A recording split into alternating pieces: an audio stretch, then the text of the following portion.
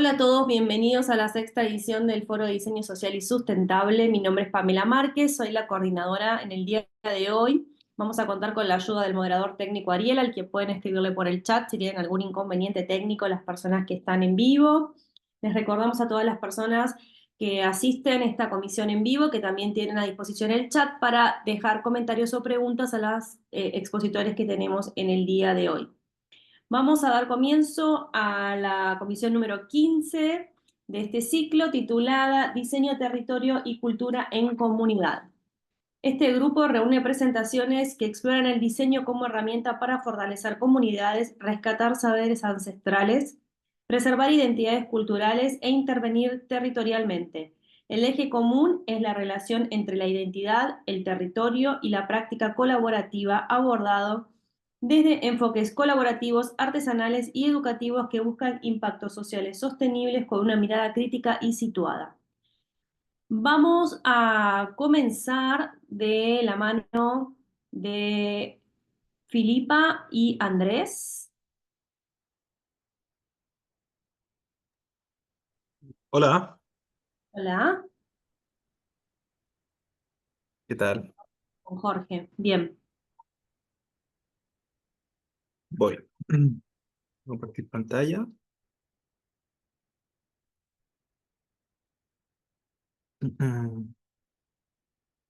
¿Se ve bien? Sí, sí, muy bien. Perfecto.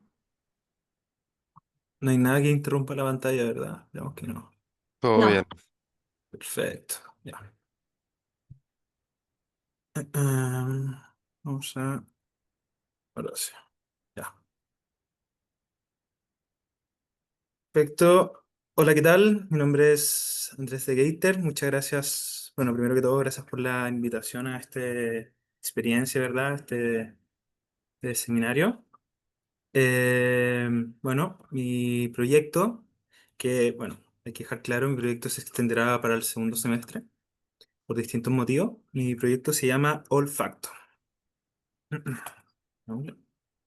Vamos. Bueno, olfacto es, por ahora se ha definido como una experiencia olfativa basada en aromas recolectados en un sector específico, con el objetivo de entregar herramientas para el desarrollo y la conciencia del sentido del olfato. En pocas palabras, la idea es poder recopilar geográficamente olores en ciertas zonas, en este caso en Chile, quizás lo más probable en Santiago, y todo esto con el fin de generar más conciencia sobre el olfato, más vocabulario y más educación sobre esto. Bueno, acá está mi diagrama de Venn, mis olores de Venn. Bueno, en mi tema está el sistema olfativo. Disculpen por el ruido. El tema es sistema olfativo, donde vamos a encontrar los olores y el olfato. En la parte de diseño se explorará el diseño sensorial, donde todavía se está definiendo el que claramente va a ser un diseño de experiencia, pero se está viendo todavía si es que también va a estar incluido un objeto en este proceso de diseño. Y en contexto se define como algo cultural, ya que abarca tanto geografía, identidad y educación. Eh, bueno, acá no se nota, pero disculpen, se me... Bueno, entre diseño sensorial y sistema olfativo se busca la transferencia de información entre el olfato hacia el diseño. Entre el sistema olfativo y la cultura se explorará la estimulación sensorial y entre diseño y contexto se buscarán encontrar olores representativos y bancos de olores. Bueno, para partir, vamos a hablar de este antecedente Francisco Diez, el cual en un artículo en Divino Olfato reclama o nos hace entender de que el olfato se ha dejado de lado, ya que tanto en la prehistoria era mucho más útil o era más prescindible el uso del olfato, debido a que esta era una de las pocas herramientas que teníamos para la supervivencia. Ya al pasar de los años, después de muchas revoluciones, muchos objetos, pasamos al mundo moderno, en donde ya no es necesario tener que ocupar tanto el olfato. De hecho, nos basamos mucho en la vista para nuestro desarrollo como personas. Entonces nos dejan claro un poco en que ya de pasar de cuadrúpedo, de movernos en cuatro patas, ¿verdad? Y estar más cerca al suelo, pasamos al hombre, a las personas modernas en que está todo aromatizado, ¿verdad? Todo debería tener un cierto olor y que claramente se ha dejado de usar el olfato como una herramienta de supervivencia. También se declara que en el siglo XIX, donde hubo muchos descubrimientos y mucha exploración sobre el cerebro, se tenía esta concepción de que más grande, en que más grande la parte del cerebro era más importante. Y acá resultó totalmente perjudicado el bulbo olfativo. El bulbo olfativo es una parte, está dentro del cerebro, un bulbo, que en proporciones un 0,8% del total del cerebro y que es el encargado principal en cómo nosotros percibimos el olor. Este bulbo fue, de hecho, hasta Kant lo despreció mucho solamente por su pequeño tamaño, ya que al momento de cuando el cerebro se está desarrollando, se desarrolla primero el bulbo olfativo y después se desarrolla ya la parte frontal del cerebro. Esta parte frontal termina como escondiendo este bulbo, entonces se entiende que el bulbo olfativo no era necesario para el ser humano. En un trabajo de investigación de Asifa Majid y Nicole Kruspe, se investigan distintas tribus en Taiwán, una tribu cazadora-recolectora y una tribu recolectora. Todas estas están obviamente afuera de espacios urbanos. En esta se encontró que, primero que todo, que tanto el idioma español como el inglés son muy básicos para la descripción del olor. Tenemos muy poco vocabulario. Y que también hay una mayor probabilidad o es más posible que eh, localidades no urbanas tengan mayor desarrollo del vocabulario de los olores, con descripciones mucho más técnicas y precisas y mucho más elaboradas de lo que nosotros acá, personas que viven en la ciudad, tenemos. Lo que nos deja en claro de que no somos malos somos buenos para distinguir olores, pero somos muy malos para describiéndolos. Esto dependiendo de cómo nos relacionamos con estos olores. Claramente los cazadores que vivían en el bosque y su relación con los olores que encontraban era mucho más profunda y por eso tenían una elaboración de vocabulario mucho más profunda que las personas que viven en la ciudad. Luego, en un trabajo disculpe mi pronunciación, de Yara Yeshurun y Noam Sobel, bueno, como dije anteriormente, se descubren dos cosas, que los humanos somos terriblemente malos para describir olores, pero somos muy buenos para reconocerlo.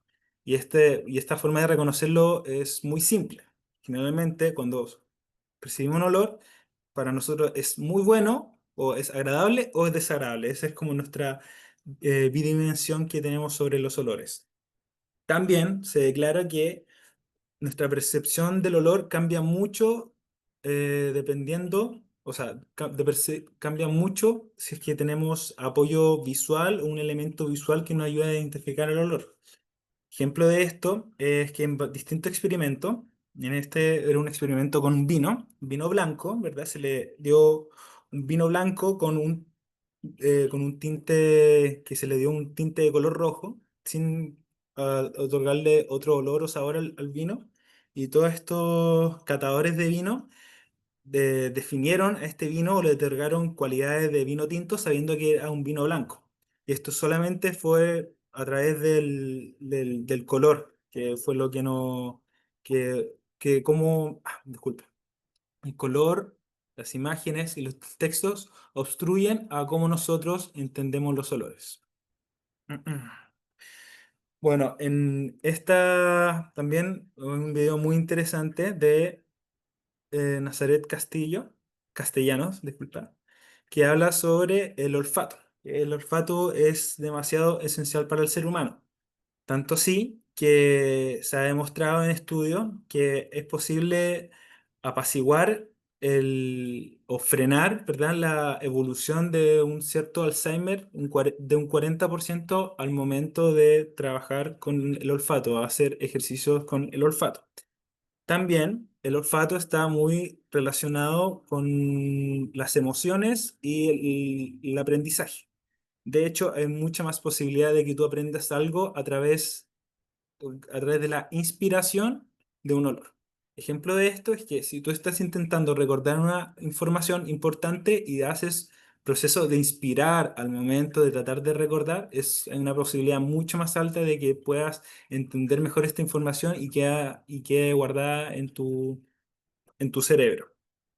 Lo que hace la inspiración es ordenar un poco los procesos neuronales que pasan en el cerebro, como que uno inspira y todos estos procesos neuronales se ordenan en un pequeño momento, el momento de inspirar, y después cuando uno exhala, vuelve a ser todo un poco más engorroso este proceso.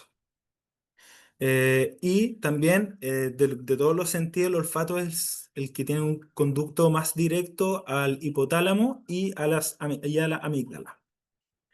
Bueno, acá hay un mapa básico del olfato, donde tenemos de abajo hacia arriba, tenemos la fosa nasal, ¿verdad? El espacio interno de la nariz, donde entran los olores. Existe este pequeño, el epitelio olfativo, que es un tejido sensorial ubicado en la nariz que detecta los olores del ambiente. Esta pequeña tejido sensorial, esta neurona, es la que se encarga de recibir la información de los olores y que lo transmite directamente al hipocampo y a la amígdala. Bueno, primero pasa por el bulbo olfativo, ¿verdad? Del epitelio pasa al bulbo olfativo y este pasa directamente al hipocampo y la amígdala, que están relacionadas a la estructura de la memoria, del aprendizaje y de las emociones. Entonces, suele ser que el olfato siempre trae consigo muchas emociones y evoca muchas más emociones, mucho más rápido que otros sentidos. Bueno, con esto los hallazgos son los que los seres humanos somos bastante buenos para reconocer olores, pero sorprendentemente malos para describirlos, lo que evidencia de una carencia en nuestro vocabulario olfativo. Todo esto tanto en el idioma español como en inglés. El lenguaje olfativo se puede desarrollar, ¿verdad? Esto varía según la persona, cultura y geografía. Existe una relación entre la experiencia y la capacidad descriptiva. Dependiendo en cómo nosotros nos relacionamos con el olfato, vamos a tener un mejor vocabulario. Y los aromas estimulan directamente la memoria, las emociones, de manera similar como las imágenes y las palabras y la forma de respiración inciden en esta activación. Tanto si vamos a estar oliendo algo que para nosotros es placentero y podemos leerlo y ver que es placentero, nos va a afectar totalmente a cómo percibimos este olor y qué tan agradable es. Bueno, la hipótesis, ya brevemente, considerando la elevada carga de estímulos negativos presente en la ciudad, como de olores, y la escasa exploración del lenguaje olfativo, se plantea la creación de una herramienta didáctica, física y digital para fomentar la relación de las personas con los olores.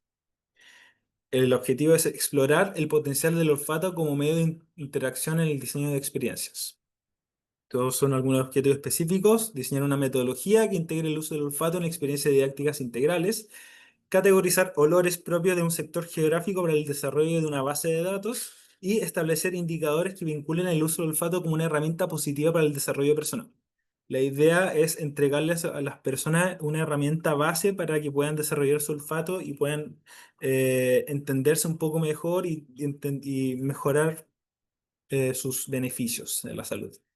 Son algunos de mis referentes. Esta es Hilda Hellstrom, artista, diseñadora. Ella lo que hace mucho es toma muchos olores y los intenta extrapolar y llevarlos a otros materiales. Como el ejemplo del medio, ella ocupa moldes de silicona en los cuales les vierte ciertos tipos de aromas, extractos de aromas, para que así estos cobren, entre comillas, vida.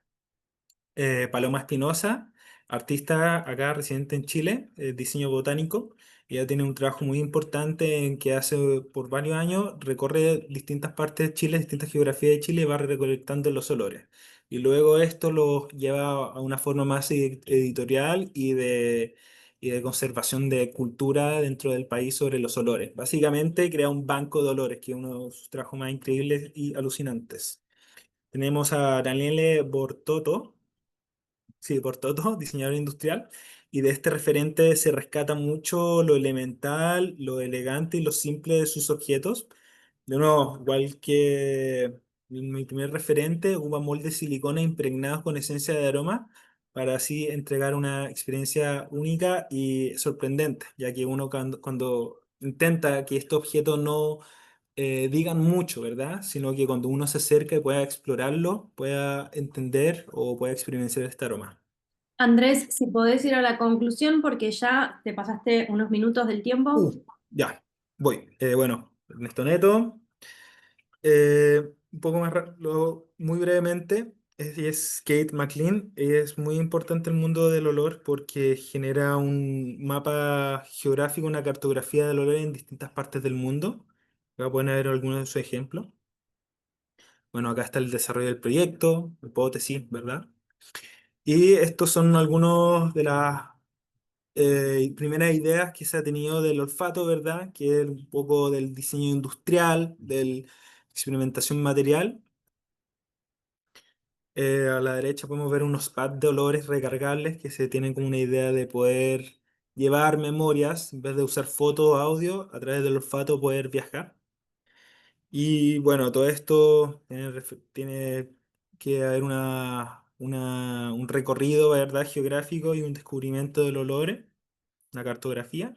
Y también se ve la posibilidad ya de llevarlo a algo más moderno, que es el uso de alguna aplicación, ¿verdad? Que sea capaz de ayudarnos a entender mejor los olores y entregándonos así información y vocabulario para tener más cultura de los olores. Eso. Muchas gracias. Muchas gracias. Súper interesante la propuesta. Creo que va a cobrar también mucha relevancia porque tenemos muchas personas que post-COVID perdieron Mm, esta el capacidad de olfato. sentir olores, entonces seguramente se empieza a investigar y hasta muchos proyectos. Gracias por traernos esto, Andrés. Vamos a continuar con Julia Amaral. Julia, bienvenida. Olá, Oi.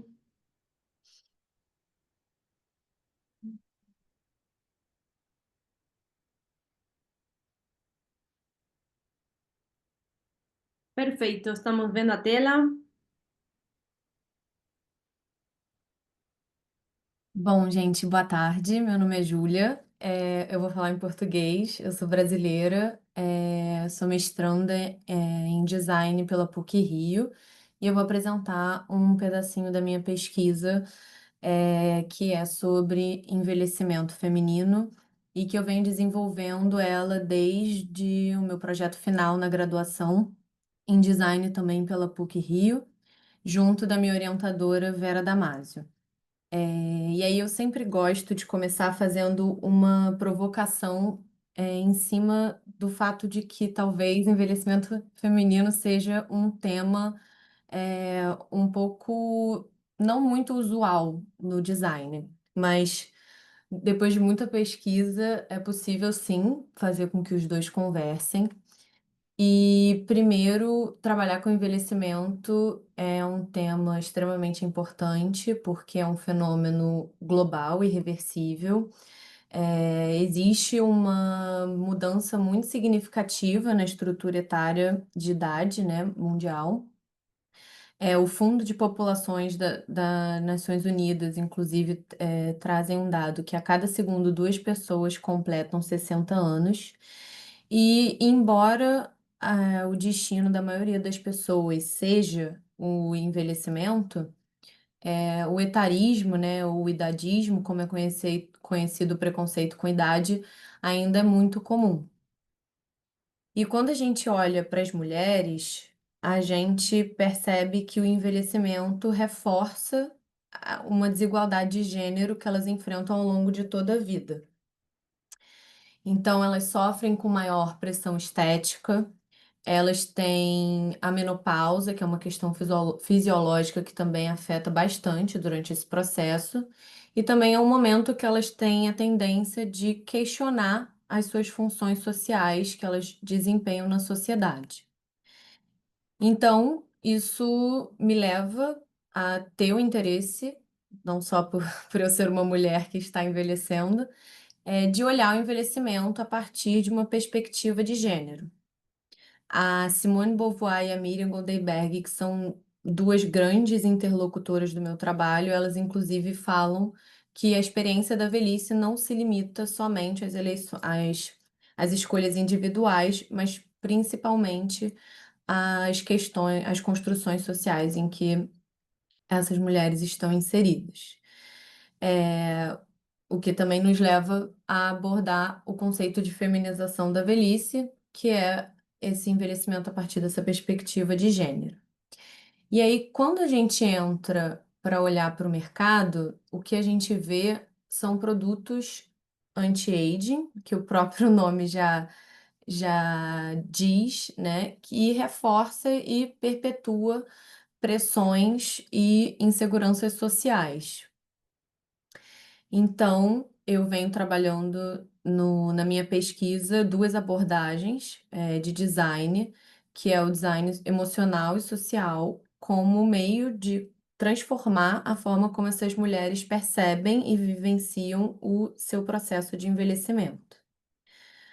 O design emocional, né? Se a gente levar em consideração as emoções e os sentimentos, né, toda a questão subjetiva, o design pode construir narrativas mais positivas sobre o envelhecimento, questionando os estereótipos impostos e criando também espaços de reconhecimento e empoderamento para essas mulheres. O design social, né? Se a gente for partir da ideia de que ele é uma atividade que vai abordar temas e desafios sociais complexos, ele também pode desempenhar esse papel de empoderamento durante o processo de envelhecimento e também pode servir como uma ferramenta para sensibilizar a sociedade sobre todos os prejuízos do etarismo. E aí, como um exemplo de aplicação dessas duas abordagens, eu trouxe a exposição interativa Envelhecer, Mulheres, Trajetórias e Vivências, que foi o meu projeto final da graduação, que era uma exposição que tinha como objetivo fazer um convite de reflexão e de reconhecimento de que o envelhecimento feminino é uma questão social e política. Não só isso, tinha como objetivo principal colocar as emoções no centro da questão, né? Durante toda a minha pesquisa, eu lembro que eu trazia para os professores, as mulheres se sentem assim, as mulheres se sentem dessa outra forma. E aí um deles me perguntou, tem certeza que elas se sentem assim? E aí foi quando eu tive esse insight de mudar um pouco o foco, ao invés de eu dizer, né, mesmo que por pesquisas, como elas se sentiam, fazer essa inversão e colocar elas no centro da pesquisa para que elas conseguissem falar como elas se sentem durante esse processo. Aqui é um 3D da exposição. Ela contava com essas salas que tinham temas recorrentes dentro do processo de envelhecimento. E no centro da exposição tinha esse painel central, que era a parte interativa, em que as mulheres que participavam da exposição, elas eram convidadas a irem até esse painel e se expressarem. E essa expressão se dava por meio dessas esferas coloridas, em que cada cor significava um sentimento. Então, algumas salas, por exemplo, era as relações afetivas dentro desse processo de envelhecimento, como se dava a sua sexualidade. Tinha também uma sala que estimulava a reflexão em cima, das funções sociais de uma mulher ao longo da vida e como essas funções acabam pesando, no envelhecimento, né? Seja no trabalho de cuidado, ou na forma como elas aprenderam a serem mulheres. Aqui é uma imagem mais aproximada do painel central, que tinha, no fim, como objetivo, como eu falei, né, trazer uma percepção coletiva desse envelhecimento, até para que elas conseguissem reconhecer que elas não estavam sozinhas nesse processo e que outras mulheres também se sentiam assim ou não. E também uma percepção individual, né, desse processo. E aí eu gosto sempre de terminar a minha apresentação com essa frase da Simone de Beauvoir, que eu acho que representa muito o que realmente é envelhecer para mim e para ela, que é envelhecer é viver e nada mais. É isso, gente. Obrigada. Muito obrigada, Júlia, por trazer esse tema aqui à conferência. Quando morei no Rio de Janeiro, eu conheci a Miriam Gondelberg. Ela é muito legal, gosto muito dela, conheci em pessoa. E eu tenho os livros dela, A Bela e a Velhice, isso é super interessante. Bom, vamos a continuar agora com Florencia Cambiaso. Florencia, de Argentina. Hola, buenas tardes. Tardes. Voy a empezar a compartir y ustedes me dicen si ya ven en pantalla. Ahí te aviso cuando se vea. Ahora sí. Bien, bueno. Bueno, buenas tardes a todos. Gracias por los que están del otro lado. Mi presentación creo que no va a ser tan linda como la anterior estéticamente hablando y tampoco va a hablar tan rico como la primera de Andrés. Así que, pero bueno, mi bagaje como para que sepan de dónde vengo, quién soy. Soy comunicadora social, no me especializo en diseño, como creo que en esta audiencia debe haber muchos especialistas. Lo mío va a ser una presentación más simple en cuanto a su estética, pero también con algo de contenido. Me especializo en temas de impacto social y ambiental. Trabajo en temas de sostenibilidad, tanto corporativa como de organizaciones del tercer sector que operan en el territorio. Y bueno, justamente como nos convoca esta charla, un poco el propósito del diseño aplicado al diseño sostenible. Yo les traigo cómo poder arribar a las distintas comunidades. No es un proyecto puntual, sino que es mi forma de trabajo.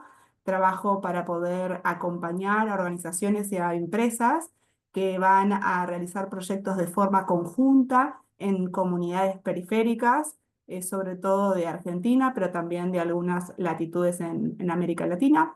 Y un poco traigo algunas recetas que a ustedes tal vez les resuenen. Desconozco la audiencia por completo, pero sí estaría bueno que se puedan llevar algunos conceptos principales y espero poder contribuir en ese punto.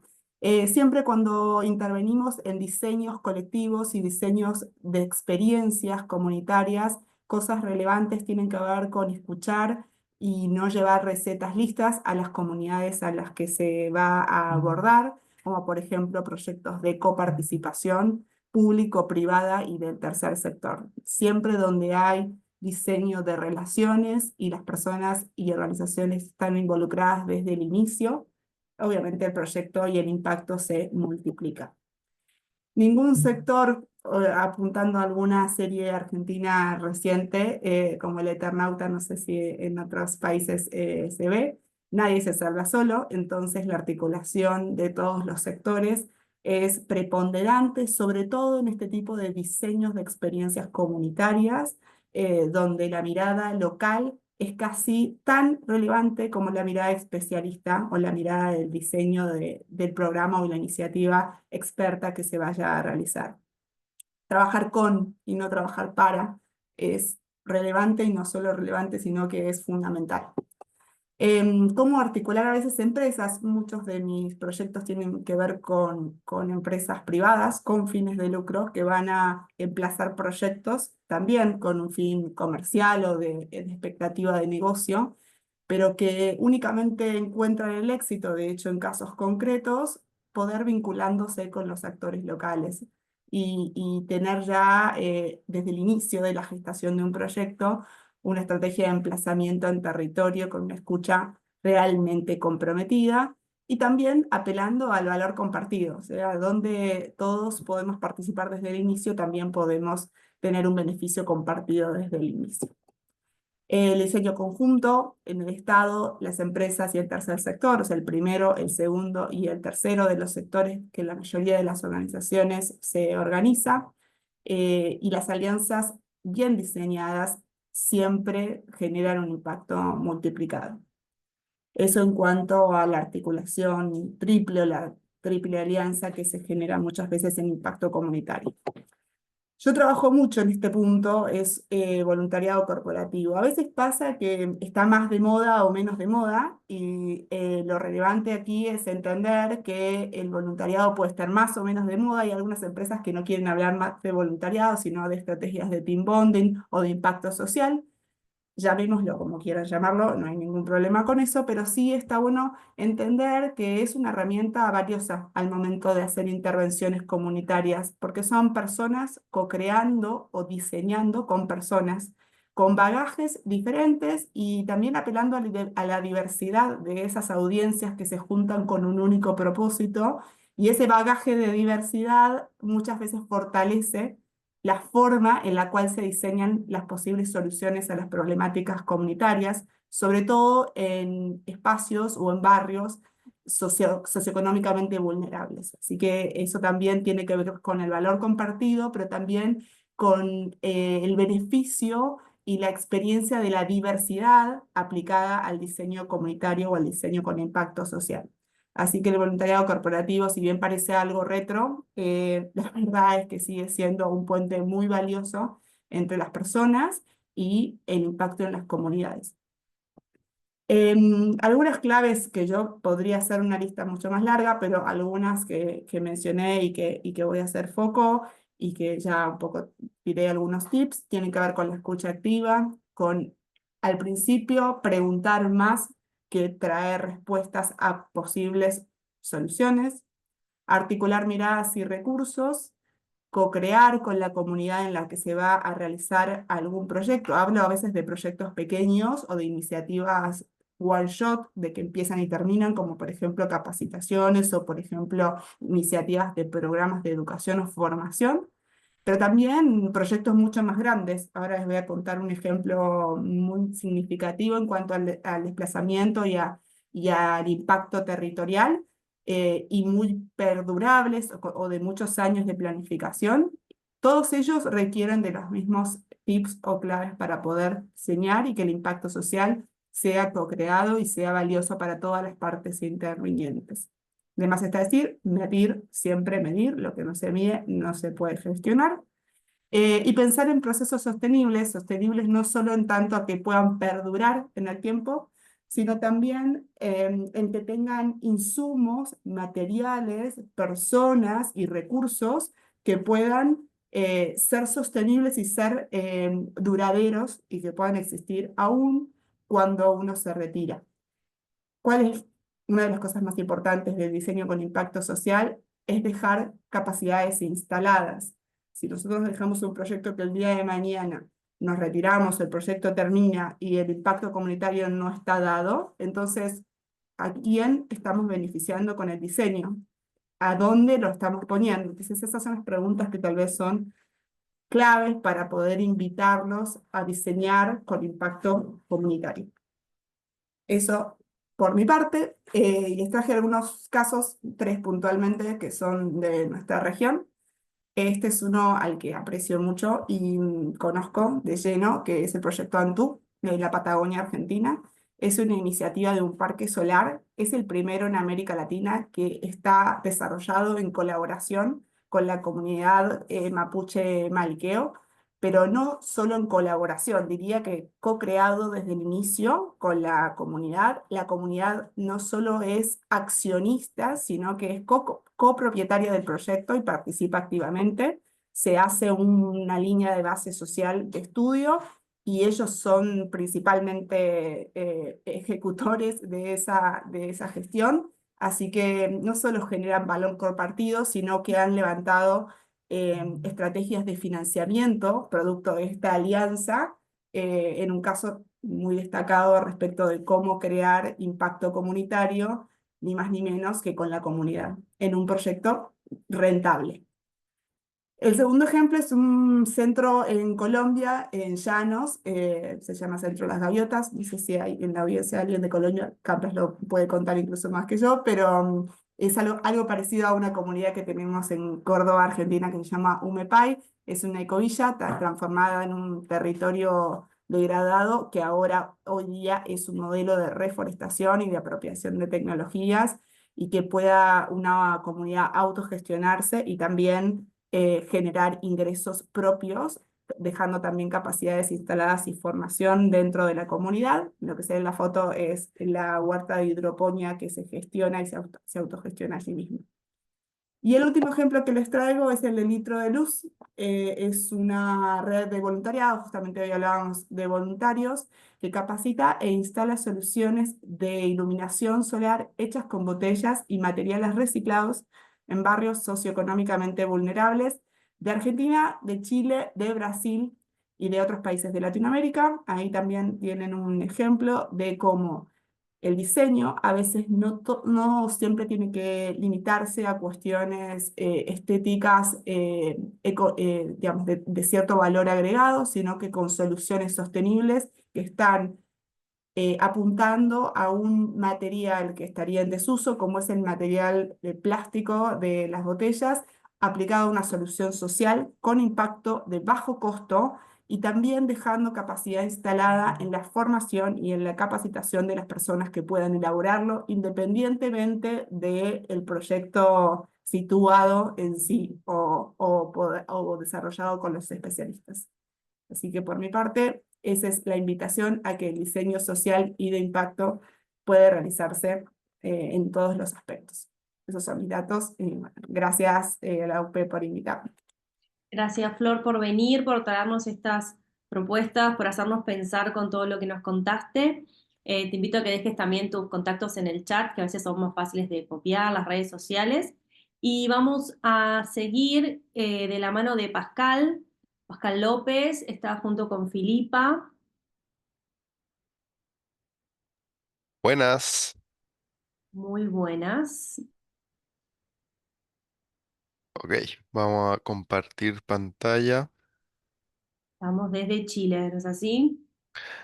Exacto. Saludos a todos y todas latinoamericanas. Ya. ¿Se ve? Perfecto. Increíble. Bueno, este es mi proyecto de título en el marco de los proyectos de título de la Universidad de Diego Portales en Santiago de Chile. Em, Se llama Patinable, un proyecto gráfico, urbano y cultural donde revalorizamos las formas de habituar la ciudad desde la cultura del skate callejero particularmente. Entonces este es nuestro diagrama de Venn que envuelve el marco con el que trabajé. El tema es las contrasculturas urbanas. El contexto específico son los skaters urbanos, quienes habitan y forman parte de la contracultura urbana. Y las herramientas de diseño que usé son diseño narrativo.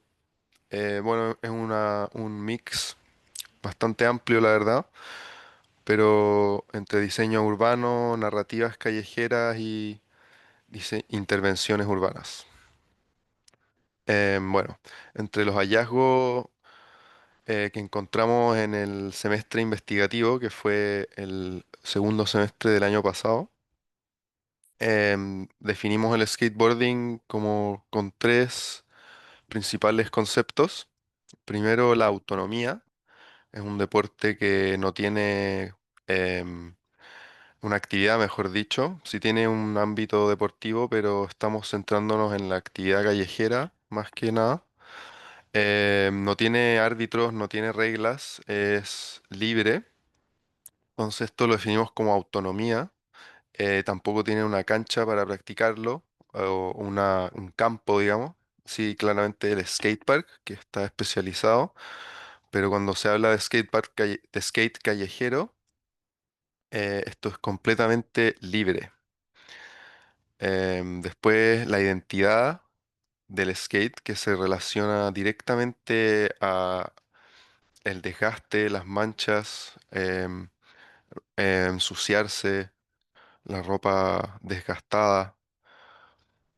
Y faltó uno, resignificación de espacios. Este es el más importante de todos, ya que es como cómo usan los skaters de una manera no convencional la ciudad y su mobiliario, lo que hace de esta que sea una contracultura por no seguir los estándares más típicos del uso urbano. Entonces, con este marco tenemos nuestra hipótesis que dice que la condición efímera y estigmatizada del skate callejero podría ser resignificada y reconocida en el espacio urbano si se documenta y visibiliza su valor cultural mediante intervenciones visuales, mapeos e iniciativas digitales. Bueno, entonces nos preguntamos cuál es la problemática y en torno a qué gira esto. Obviamente, al estar en un lugar común como lo es la calle, nos encontramos con varios tipos de roces, pero en el ámbito físico, acá hay un mapeo que hice en un recorrido de un segmento de las calles de Santiago. Estos símbolos rojos son diseño hostil, o sea, como vemos en la imagen de abajo a la izquierda, son estas intervenciones que se instalan deliberadamente en superficies que son o eran patinables para impedir que se hagan trucos de skate o a veces también tienen otras funciones como para impedir que la gente se siente o descanse ahí o gente en situación de calle duerma. Pero sí hay un segmento que se dedica exclusivamente a los skate stoppers que se llaman. Entonces, eso es una de las problemáticas.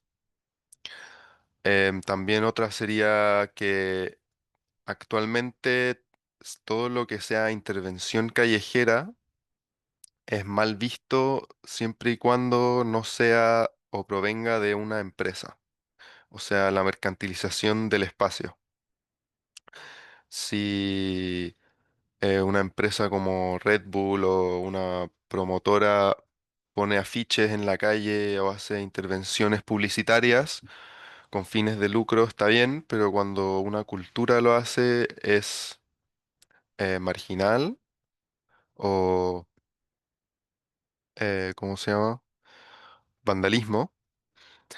Bueno, pasamos a los referentes. Acá usamos a Ray Carson, creador de la revista Reagan, que tiene una estética, bueno, él es surfer, surfista, skateboarder. Entonces crea esta revista y esta estética como post-vandalista usando metodologías manuales y análogas para crear sus diseños. Como vemos a la derecha, esa es una foto de su estudio.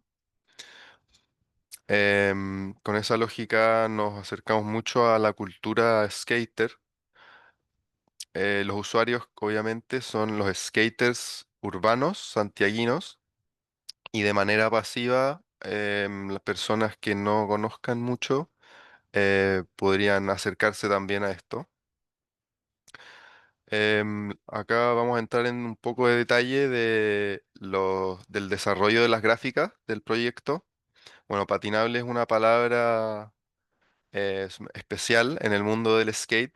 Como lo dice, se refiere a algo, un elemento que puede ser patinable, pero lo particular es que, por ejemplo, en el contexto de un skate park, todo es patinable, por lo tanto no se utiliza la palabra patinable porque sería redundante.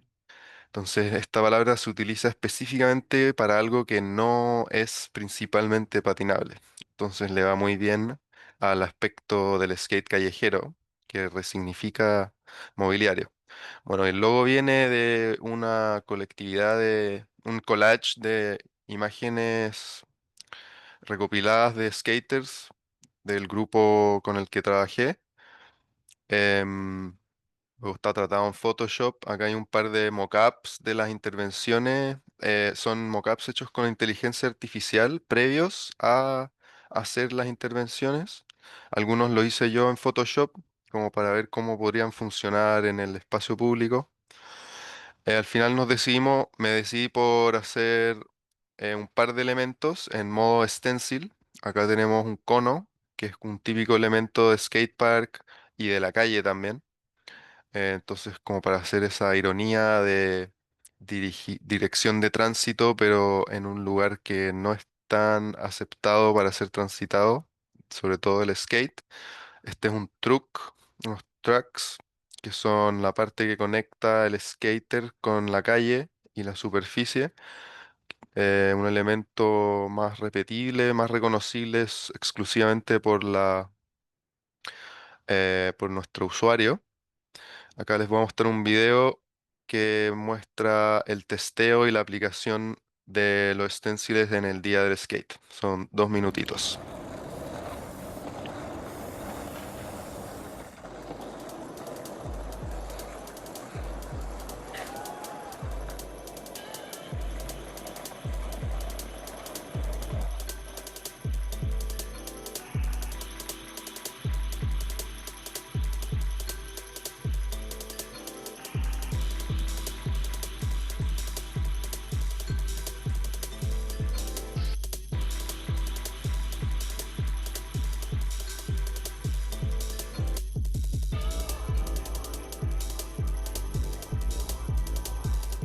Estamos acá con Vicente, Día del Skate, feliz día. Feliz día. Decidimos intervenir por parte del proyecto un par de spots Ya, con un cono y otros símbolos con unos tracks que tenemos más allá frente a la calle y las resistencias urbanas. ¿Qué te parece? ¿Qué opináis? Creo que es muy importante como visibilizar la importancia de los lugares y que no solamente, por ejemplo, la banca sea la banca para sentarte, sino que todo tiene como otra forma de ver las cosas y el hecho de que tú a la sociedad, se puede decir, a los ciudadanos, a los que están habitando un lugar que es común al final, es importante mostrar que el skate también tiene otra forma de ver la ciudad, otra forma de cuestionarse las cosas. Y creo que es una invitación muy grande también para que se dé ese tiempo de ver las cosas por otras aristas y no siempre como con la primera cara de la figura.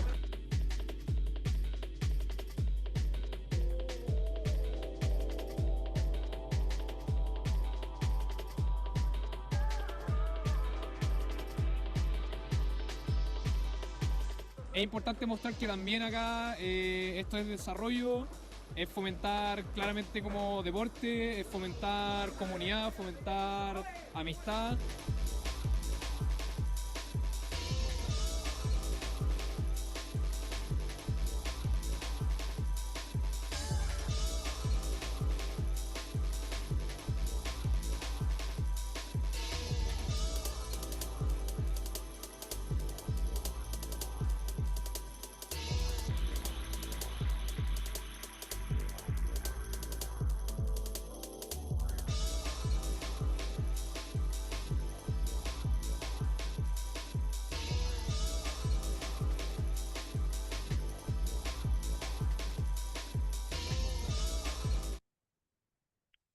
Bueno, y con ayuda de entrevistas y encuestas y observaciones en terreno, pudimos ir sacando harta información respecto a qué tipo de spots son icónicos, por ejemplo, qué es en qué nos fijamos al momento de elegir dónde patinar, cuáles son las variables. Em, y bueno, todo esto después lo tenemos una dimensión del proyecto que es web, aparte de las intervenciones gráficas. Aquí empezamos a trabajar un par de señaléticas que bajo la misma lógica que el cono, es como una ironía sobre lo que es permitido y lo que no en la calle. Entonces nos apropiamos un poco de señaléticas, em, las señaléticas tradicionales, les ponemos estos mobiliarios urbanos. Por ejemplo, esto es un cajón, acá tenemos una escalera. Estas dos son en lugares icónicos de Santiago, pero este, por ejemplo, es algo más eh, como algo que un skater quisiera patinar, todo skater lo es, una baranda. Estos son como para categorizar los distintos spots, Luego les voy a mostrar en qué culmina todo esto. Acá después los pasamos por un proceso físico de stencil y sticker para darle una textura especial. Luego nos agarramos del red de mapa de Santiago, que es lo que la mayoría de los skaters usan para movilizarse, ya que no todos viven cerca de lugares patinables o tan urbanos, y lo traducimos a un lenguaje más skater usando inteligencia artificial para darle una textura más stencil. Y acá tenemos una iconografía que usamos dentro de esta página web que em, todos estos spots que intervenimos los metemos en esta página web para que sea accesible y tenga la información y los datos necesarios para un skater, ¿no? Acá tenemos el prototipo de la página web interactivo. Oh, por ejemplo, tenemos Costanera Center, Escuela Militar. Nos vamos a meter aquí, por ejemplo. Tenemos nuestras iconografías. Aquí queremos ver la escalera, tenemos los datos. Este nos indica... Oh, no sé si el audio está muy fuerte quizá. Bueno, vamos a elegir otro que no tenga audio ya. Este nos indica que el spot, el estado del spot, quizá el suelo está medio picado, entonces un manito para abajo. El ojo abierto nos indica que los vecinos podrían alegar o llamar a carabineros, policía. Si está cerrado nos dice lo contrario, ¿no? Que podemos patinar con más libertad. La bandera nos dice el nivel de qué tan famoso es el lugar y la dificultad en una escala de 1 a 3. Bueno, vamos a volver aquí para que vean. Tenemos un carrusel para revisar las imágenes. También, como esto es comunitario, bueno, acá está la leyenda. Tenemos opciones de subir nuestro propio spot para patinar. Acá ponemos la información, las imágenes, videos y por ejemplo acá el skater, email, lo inscribo ahí, me llega un mail de confirmación y aparte de subir mi spot, puedo subir simplemente mi videoclip en un spot que ya existe, navegando ahí en el mapa, nos muestra los spots que ya están inscritos. Acá tenemos un sector de resumen y manifiesto del proyecto que nos cuenta un poco de la misión, etcétera. Las gráficas, imágenes, videos, información, una infografía tenemos ahí y también el contenido descargable que ellos pueden, les entregamos los archivos para que los impriman o los tracen y puedan hacer sus propios stenciles o stickers si desean. Bueno, aquí podemos cambiar los colores. Pascal, ya estamos pasados de tiempo. Quería ver si tenías algunas conclusiones, algo más para mostrarnos, compartirnos la página web, si es que está para que podamos acceder. Eso es todo. Muchas gracias. Esto es, bueno, comunitario, como les decía, de aporte y crece con los aportes y también tiene una proyección, bueno, se puede repetir modularmente en otras ciudades, en otras comunas, hasta en otros países. Ahí les voy a dejar, todavía está en prototipo la web, así que no está accesible, pero les voy a dejar el Instagram del proyecto ahí en el chat y mi email. Y eso, muchas gracias por el espacio. Muchas gracias a vos por compartirlo con nosotros. Vamos a continuar ahora con Sandra Rodríguez. Bienvenida, Sandra. Sandra está desde México. Gracias. Bueno, yo soy de la Universidad Autónoma Metropolitana de la Ciudad de México, de la División de Ciencias y Artes para el Diseño, del Departamento de Evaluación del Diseño y el área de Diseño y Educación. Este es un proyecto que está en proceso de registro, la sostenibilidad basada en saberes ancestrales de las culturas prehispánicas de Mesoamérica. Les voy a platicar un poco, me voy a permitir leer unas cosas para respetar el formato del foro en el tiempo. Bueno, las civilizaciones como los mayas, mexicas, zapotecas y mexicas y otras tenían una profunda relación con la naturaleza que les guiaba a sus prácticas agrícolas, urbanas y sociales. Aquí voy a dar un panorama general de cómo esta sostenibilidad que reflejaban estas culturas aspectos como la agricultura, las tecnologías del aprovechamiento de recursos y la economía comunitaria y otras prácticas culturales. Las culturas prehispánicas de México, los olmecas, los mayas, los teotihuacanos, zapotecas, toltecas, mexicas, tarascos y la cultura mexica, digamos, datan del año 1200 antes de Cristo. Una de las cualidades de estas culturas era la agricultura sostenible, el sistema MILPA, que es un sistema eh, que imita la biodiversidad natural, permite que las plantas se ayuden mutuamente para crecer, lo que evita el agotamiento del suelo y además mejora la resistencia ante plagas. Este agroecosistema se cultiva en diferentes plantas, tales como el maíz, la calabaza, el chile. Esto se trabaja sin necesidad de usar productos químicos. Bueno, se trabajaba y se trabaja. La milpa, que significa en náhuatl lo que se sembra encima de la parcela, son agroecosistemas tradicionales milenarios de origen mesoamericano en los que se desarrollan gran variedad de plantas, animales y hongos que son alimenticios, medicinales u ornamentales. Y bueno, en estas se generan interacciones ecológicas benéficas y de servicios ecosistémicos y evolutivos. Otro lo que tiene que ver con la agricultura sostenible es el uso de las chinampas, especialmente en la Cuenca de México. Y bueno, estas son islas artificiales construidas en lagos donde se cultivaban plantas de manera intensiva sin dañar el medio ambiente. El uso del agua de los lagos no solo fertilizaba la tierra, sino que también ayudaba a regular el nivel de agua en la región. Las chinampas se componen de una plataforma donde se encuentran los cultivos comerciales, una orilla donde se encuentran los árboles de sombra y frutales mezclados con hierbas y una red de canales.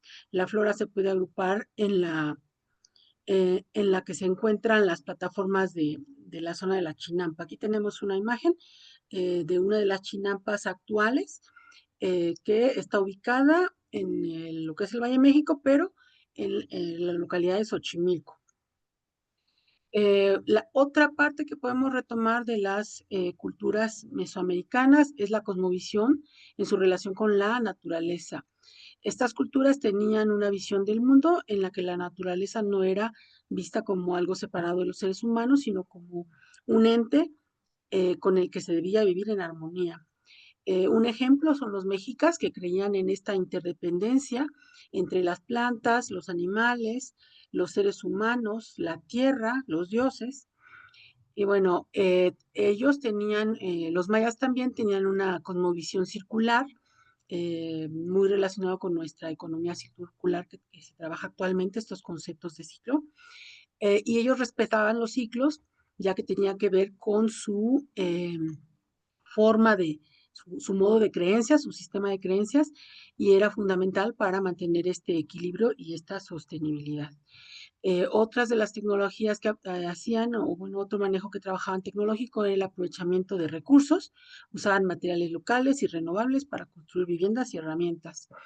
Respetaban los recursos naturales e incluso tenían prácticas religiosas para demostrar respeto a sus deidades.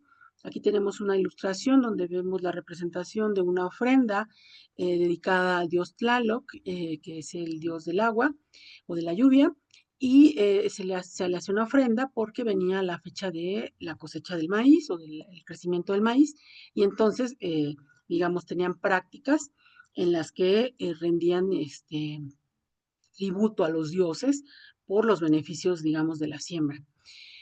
También tenían un modo de economía comunitaria que no era consumista, estaba basada principalmente en reciprocidad y cooperación, se reflejaba en la distribución equitativa de los recursos, lo que ayudaba a mantener un equilibrio social y ecológico. Actualmente algunos pueblos originarios de los estados de Chiapas y Oaxaca en México aún mantienen estas prácticas y son formas de gobierno reconocidas legalmente como de usos y costumbres. Vemos aquí la ilustración del mapa donde se ubicaron los mayas y digamos los mayas actuales, ¿no? Contemporáneos en la región de México, Guatemala y Belice y un fragmento de El Salvador y Honduras. También heredamos saberes ancestrales de estos pueblos originarios o de los pueblos originarios heredaron estos saberes ancestrales de los pueblos mesoamericanos y muchos de estos saberes se siguen transmitiendo en estos pueblos originarios o comunidades indígenas. Estos saberes abarcan temas tan vastos como la de la medicina tradicional, la agricultura orgánica que acabamos de revisar y otros saberes tales como prácticas que siguen siendo ecológicamente sustentables. En la ilustración tenemos un ejemplo de esta práctica sostenible de teñido de algodón, que es una práctica que solamente pueden practicar la comunidad de Pinotepa de Don Luis de Oaxaca, México, dado que se dio una depredación de la especie y la comunidad eh, demostró que ellos podían practicar el uso de teñido sin afectar a la especie y al contrario poderla mantener viva. Entonces hay una normativa que les permite trabajar de esta manera sus textiles. Bueno, también hay saberes heredados como el Códice de la Cruz Badiano, que es un texto muy antiguo. Se dice que es el primer tratado que tiene información sobre medicina en América. Aquí se muestra la labor de los indígenas en asuntos médicos. También este manuscrito explica métodos de curación basados en el uso de la herbolaria de estos pueblos originarios y de estas culturas prehispánicas. Vemos aquí unas ilustraciones del Códice de la Cruz Badiano, también conocido como Libellus de Medicinarius Sindorum Herbis. Este documento fue originalmente elaborado en náhuatl, se tradujo al latín por Juan de la Cruz, por eso se llama Cruz Badiano, y actualmente se tienen traducciones en español que hizo el Instituto Mexicano del Seguro Social, y bueno, publicados también ahí en redes. ¿Qué podemos hacer desde el diseño? Bueno, pues podemos integrar estos saberes a nuestro quehacer cotidiano. Podemos crear modelos para la generación de objetos útiles y sostenibles y diseñar para las personas y promover nuevas formas de consumo. También promover el diseño colectivo y colaborativo, enfocarnos en generar soluciones para las necesidades locales. Eh, ¿Cómo hacer un aporte a nuestra sociedad? Bueno, podemos promover esta solidaridad del mundo con objeto de equilibrar nuestra sociedad. Estabilizar la demanda del mundo en aspectos de utilidad en pro de la mejora de la calidad de vida de las personas a nivel mundial. Y bueno, a modo de conclusión muy breve, bueno, el diseño y los diseñadores como agentes de cambio pueden y deben hacer una aportación para revalorar, adoptar los saberes ancestrales basados en sostenibilidad de las culturas prehispánicas. Eso sería por mi parte todo. Estas son algunas de las fuentes y muchas gracias. Gracias, Sandra. Gracias por traernos el proyecto. Si hay alguna pregunta para Sandra, los invitamos a que lo hagan en el chat. Vamos a continuar ahora con Tania. Tania, bienvenida. Ya podés compartir tu presentación. Tania está desde Colombia. Ahí se está cargando la presentación. Me veo a mí misma.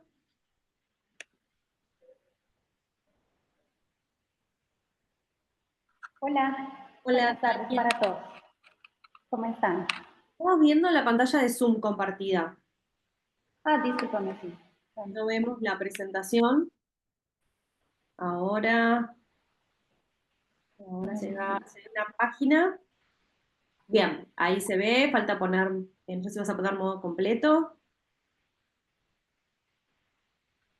No sé de dónde. Creo que es la flechita que está al lado del más. La flechita que está. ¿Esta? Creo que sí, a ver, no estoy segura. No, ahí se achicó. Mm. Abre los tres puntitos, tenés al lado de la impresora. Eh, Qué bueno, raro ese momento. probá con Estaba control F, perfecto. a ver si se ve pantalla completa, lo último que probamos, si no igual se ve, ¿Se ve pero bien? sí, se ve, no se ve completa la pantalla, se ve la barra de arriba, pero igual se lee la presentación. Ahí sí. Ahora sí. Bien, te dejamos. Vale, muchas gracias. Bueno, mucho gusto. Mi nombre es Tania Ausecho. Soy docente de la Corporación Unificada Nacional en Bogotá y esta investigación se hizo junto al docente Alejandro Mendoza. La presentación que les voy a compartir es acerca de un proceso de sericultura en el Cauca, Colombia, permanencias y reconfiguración de prácticas y saberes. Bueno, primero explicar que la sericultura hace referencia a la comercialización de la seda, que incluye el cultivo de la morera, Morus alba, base alimentaria del gusano Bombus mori, para extraer el hilo de la seda. El gusano elabora un capullo de hilo con el que se recubre y en su interior se convierte en una polilla y continúa su proceso de vida. Ese finísimo hilo es usado para la elaboración de textiles que se caracterizan por la suavidad de la fibra. La práctica del cultivo de seda se originó en Chile, en zonas centrales y orientales del país, con condiciones climáticas templadas. El descubrimiento y el cultivo del gusano de seda, así como las cualidades de la seda asociadas al hilo de los dioses, estaban protegidas por un secretismo que maravilló a Occidente. Según leyendas chinas, en el año 2640 a.C., la emperatriz Shi aprendió a criar el gusano y a deshilar los capullos, ideó el primer telar para fabricar tejido de seda. La caída accidental de un capullo en su taza de té le revelaría esta fibra usada para producir papel e incluso fue usada como moneda de intercambio entre China, Mongolia, Corea y territorios por los cuales se intercambiaba por caballos. Esta preciada tela llegó a Constantinopla, España, Francia, Reino Unido y dio paso a una de las rutas comerciales más importantes de la antigüedad, llamada la Ruta de la Seda, y usada como camino terrestre de transporte e intercambio comercial entre Oriente y Occidente hasta el siglo XVI. La seda llegó a América en épocas coloniales. Su cultivo se introdujo en varias regiones de México como Oaxaca o Saltepetongo y estaba segmentada en diferentes gremios de torcedores, tejedores, corredores, tintoreros e hiladores. A los indígenas solo se les permitía ser aprendices oficiales y eran relegados de la labor de maestros, pues este era un oficio altamente vigilado por la corona española. En Colombia, los primeros indicios que narran su llegada datan del siglo XVII, 1834, un miembro de la Academia Nacional de Colombia, llamado Manuel María Quijano, escribe la memoria sobre los beneficios de la seda y la denominó seda indígena, descubierta en el Casanare semejante a la China. Durante 150 años aproximadamente se trató de introducir la seda sin éxito, hasta que en la década de los 80, 1980, el mercado de seda exigió la exploración e instalación de nuevos cultivos por fuera de los países que demandaban su producto: Vietnam, Brasil, India, Bolivia y Zimbabue. Una parte importante se desarrolló con programas del eje cafetero y Cauca, donde nació el proyecto piloto Hilos de Seda para impulsar la sericultura en Colombia debido a la adaptabilidad a la morera. En 1990 se firmó un convenio entre Colombia y China para montar una empresa colombo-china encargada de producir y comercializar los capullos de seda. ¿Cómo fue el proceso de diversificación de los cultivos? La participación de Colombia en la caficultura mundial en el año 1999 posicionaba al país como segundo mayor exportador de café después de Brasil. Sin embargo, los mercados internacionales empezaron a ser regidos bajo el modelo neoliberal. La fluctuación del precio del café hizo que grandes parcelas de tierra fuesen reduciendo su tamaño, y debido a las dificultades económicas y la baja rentabilidad y otros factores que se sumaron a esta, apareció, por ejemplo, la broca y la arroya, Y en este contexto y con la necesidad de proponer nuevos cultivos en las pequeñas fincas familiares, el gobierno nacional impulsó entonces nuevamente la sericultura en Colombia, con buena acogida en el municipio de Quindío, Cauca. El impulso dado en este periodo explica la aparición de empresas como Colseda, Proceda y Colsig. No obstante, se presentaron diversas situaciones adversas que debilitaron el desarrollo. Por ejemplo, los bajos precios de la seda en el mercado mundial, enfermedades de las larvas, incapacidad de pago de los agricultores a sus créditos, cierres de complejos industriales, abandono de la inversión por parte de empresarios y de los convenios internacionales como consecuencia de la crisis económica. Como hemos señalado hasta este punto, entonces la implementación de la sericultura en Colombia significó muchos retos, la necesidad de instalar nuevas técnicas y tecnologías para la producción cerícola, la necesidad de preexistencia de mercados extranjeros interesados en la producción nacional y el aprendizaje de la tejeduría con nuevos materiales producidos, con los hilos burdos o finos, lo cual se fue incorporando paulatinamente dentro de las tradiciones de las comunidades productoras de seda. El objetivo fue identificar la permanencia y la reconfiguración de estas prácticas y saberes en la cooperativa de mujeres cultivadoras del gusano de seda, Colteseda, en el municipio de Quindío, Cauca. En términos metodológicos, el ejercicio de investigación se abordó desde un enfoque cualitativo. El instrumento que implementamos fue entrevistas semiestructuradas y recolectamos datos de las entrevistadas a partir de preguntas abiertas o cerradas. Las entrevistas estuvieron dirigidas en 3 frentes principales. Primero, reconocer la persistencia de conocimientos anteriores. El segundo, cómo se reconfiguraron las prácticas. Y por último, cuáles son los retos futuros de la sericultura en Colombia. En cuanto a la persistencia de los conocimientos, a menudo los aprendizajes de los tejidos hizo parte de la educación regular que se impartía principalmente a las mujeres, necesario para mitigar la pobreza y la mendicidad de estas, quienes no tenían más posibilidades laborales y dependían económicamente de sus cónyuges. En algunos casos, el conocimiento era impartido dentro del currículo de las escuelas y cuando no, hacía parte de las actividades cotidianas y domésticas. En el caso del municipio de Quindío, tradicionalmente se fabricaban artículos con fibra de cabuya, también llamada fique, cestería a base de palma de iraca o carrizo, con fines comerciales y que aún persisten en la región. Además, tejidos en lana de ovejo, y se elaboraban colchones para uso doméstico o para montar a caballo, hechos en una fibra que ellas llaman calceta o cincha de plátano, que esto pues ya se ha ido acabando mucho. Y algunas otras fibras desaparecieron, por ejemplo, el junco que se cosechaba en los pantanos y con los que se hacían camas para los caballos y para el transporte de carga. Y nos llama la atención cómo el inicio del proceso formativo en el nuevo oficio fue derivado de un trabajo con materiales que eran desechados de la planta procesadora, en la cual solo le interesaban los hilos de máxima calidad para la exportación. Y aquí destacamos algo, y es la importancia que toman las mujeres dentro del proceso artesanal, que no es exclusivo de este territorio, sino también de otros lugares, pues se asociaba la paciencia y la perseverancia como virtudes necesarias para el buen desarrollo de estas actividades.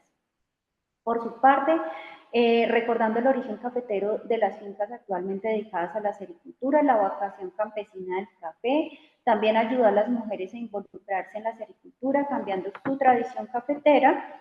A los oficios del campo se sumaron entonces habilidades manuales y textiles que dieron paso a procesos artesanales.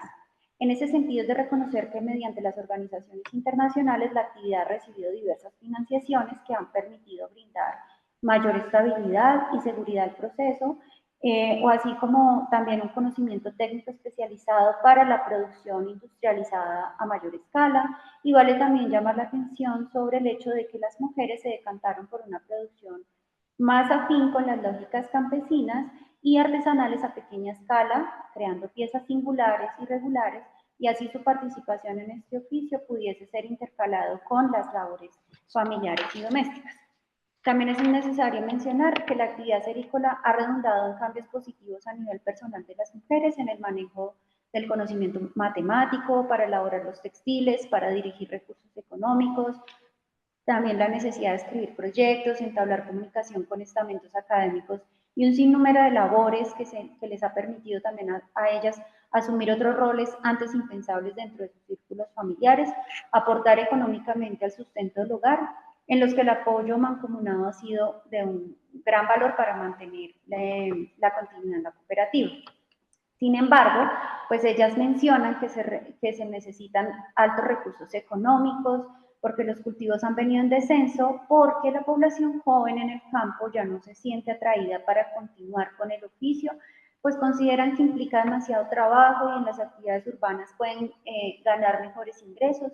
Es una población que está accediendo al sistema educativo y abandonan las labores del campo. Por último, también queremos señalar que en un contexto reciente las mujeres de Colteseda han implementado lo que ellos llaman la Ruta de la Seda, en la cual consta de un recorrido por las fincas en la que tienen los cultivos de morera, las casetas de cría de gusano y los talleres en los que hacen el proceso de banado, tintura, hilatura y tejeduría.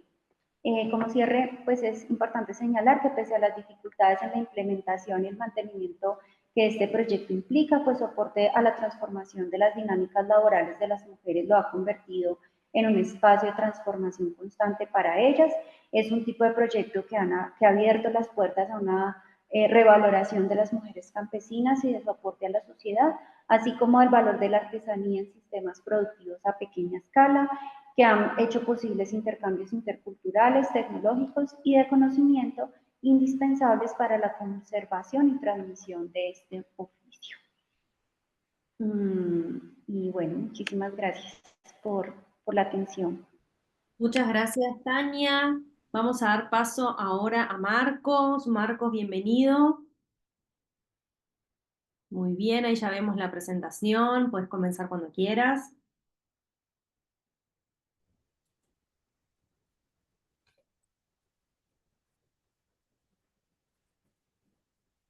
Muy bien, buenas tardes, gracias por esta oportunidad. Nuevamente estoy aquí, estuve en la mañana.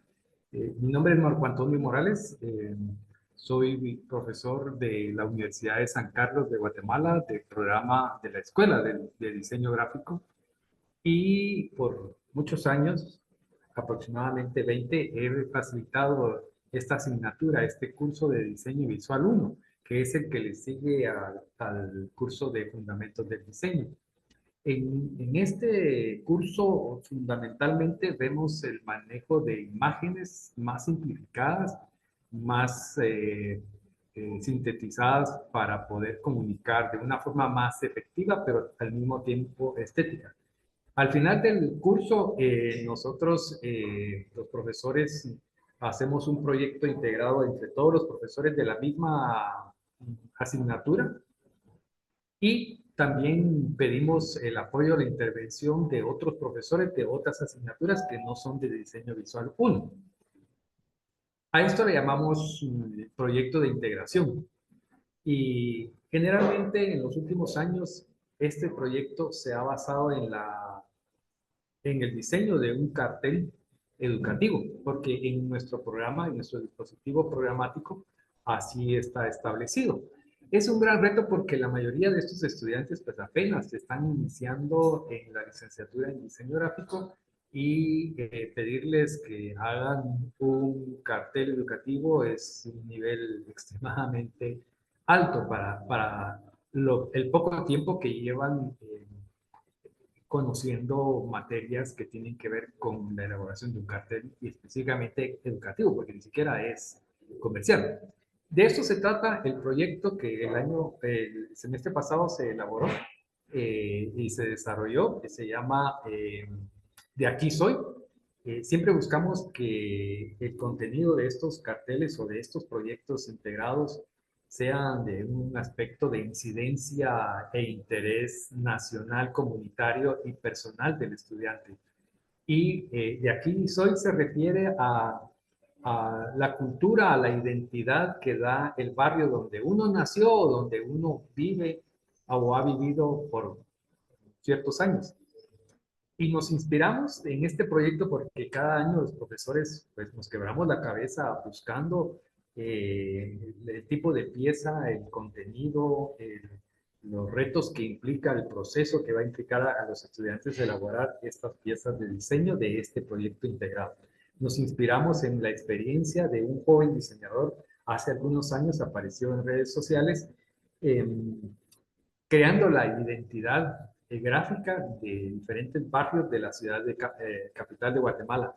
Eso nos inspiró para crear los requerimientos que elaboramos en esta guía que estoy presentando.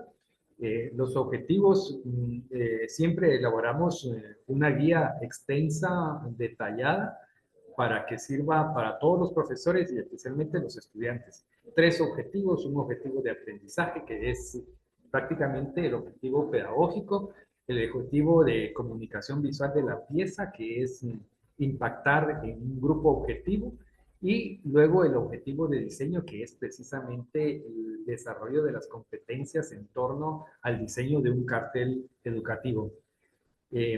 Luego las instrucciones mucho más detalladas, esta es lo que les estoy presentando, es la guía. Y al final la guía tiene algunos ejemplos de años anteriores, porque generalmente en este caso el último o el trabajo o el proyecto que realizamos casi siempre es un cartel educativo. Y entonces tenemos varias referencias de experiencias pasadas de años anteriores, especialmente desde el inicio de la pandemia.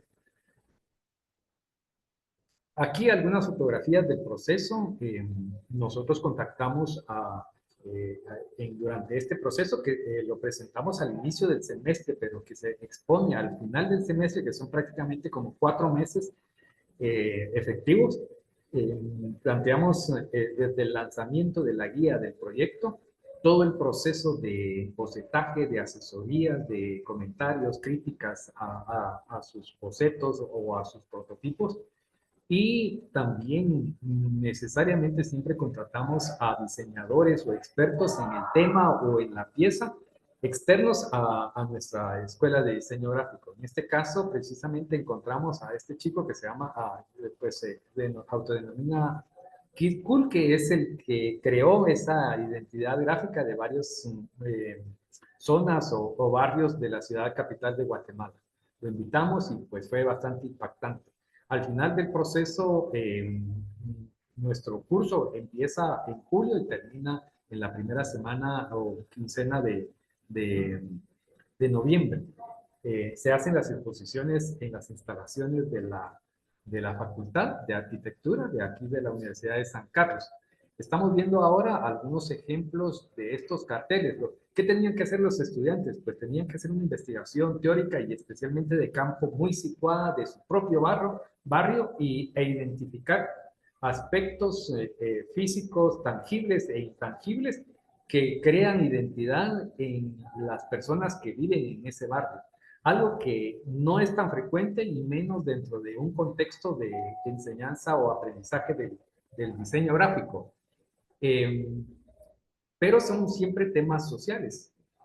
Y este tenía el objetivo de crear la conciencia del valor que tiene la vida del barrio en las personas que vivimos en cualquier barrio. Puede ser una colonia, un residencial, un edificio de apartamentos, pero el vivir por mucho tiempo en esta área nos crea una identidad a pesar de ciertas circunstancias conflictivas o poco deseables.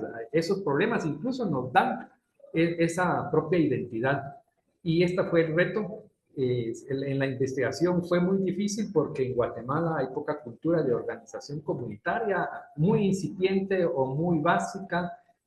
Nos queda todavía el resquicio del prejuicio y del temor del conflicto armado interno que nos afectó especialmente a los más mayores, y pues hay poca organización. Investigamos si hay en otros países. Sabemos que en Argentina tienen bastante experiencia en algunos comités o clubes. Supimos algo de Perú y en otros países, pero en realidad hay pocas referencias o investigación teórica respecto al tema. Entonces, la investigación fue muy situada para los estudiantes, su propio barrio, y buscar temas y apoyarnos con pocas referencias teóricas. Seguimos viendo ejemplos de más carteles que al final fue un éxito. Todo lo que han asimilado, todo el proceso creativo que los estudiantes realizaron desde la investigación, el darse cuenta de cómo el barrio les influye en su identidad personal y colectiva, y de ir asumiendo responsabilidades de conflictos, problemas, necesidades que hay en su barrio, y valorizar los aspectos positivos aún más, ¿verdad? El tendero, el bulevar, el parque, las tardes de convivencia, etcétera. Todo eso lo fueron descubriendo en estos carteles, y luego lo tenían que representar con imágenes simples, porque esa es la finalidad de este curso: manejar, crear imágenes simples, iconos, pictogramas, señalética. Y pues este tema se prestaba muy bien, ¿verdad? Porque la situación urbanística requiere de mucha señalética, y en especial este tema.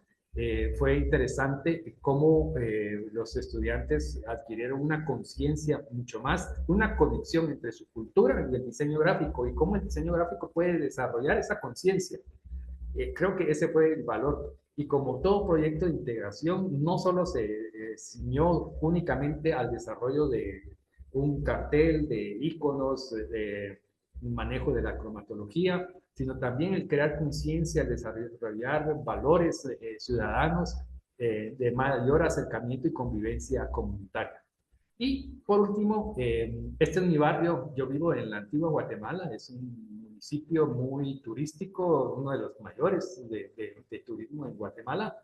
Vivo en un barrio de un nivel económico no tan alto, ¿verdad? Porque gracias a la gentrificación, pues los barrios cada vez van desapareciendo con su identidad, y creo que esa era la genialidad de esta pieza, de este proceso de crear conciencia. Este es mi barrio, mi esposa es presidenta del comité del barrio, que aquí le llamamos COCODE, que está respaldado y es obligación o necesario, según la Constitución de la República, el crear este tipo de comités que apoyan a las municipalidades, a los alcaldes en cada municipio.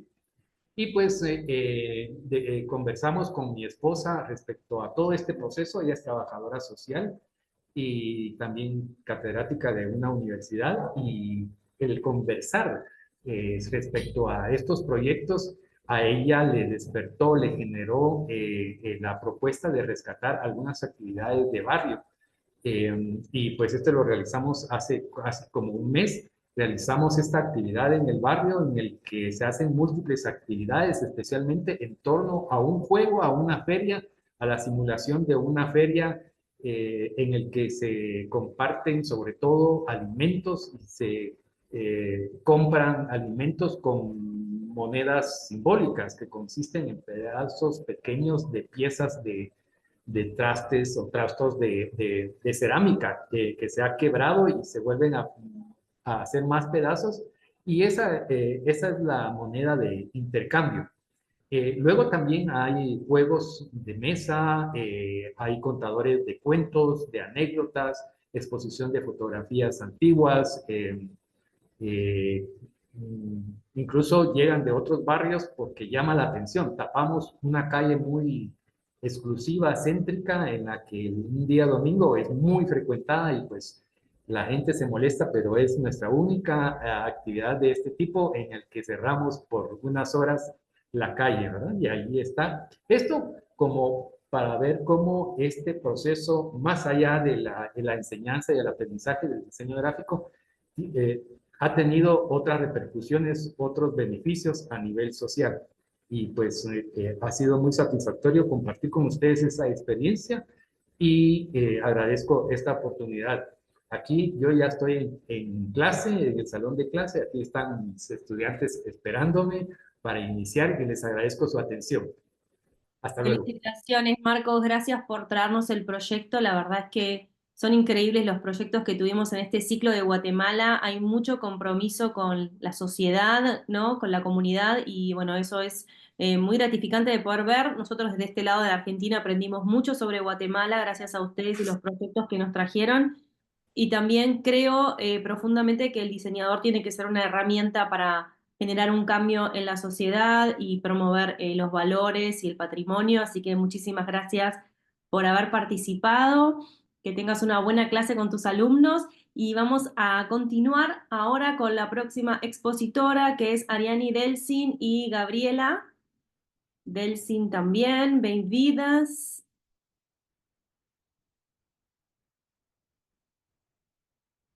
Gabriela.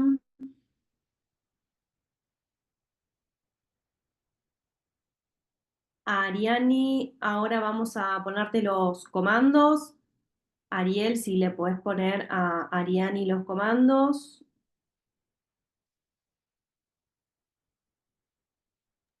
Sí, ahí va. Bien, Gabriela, acho que você já tem também.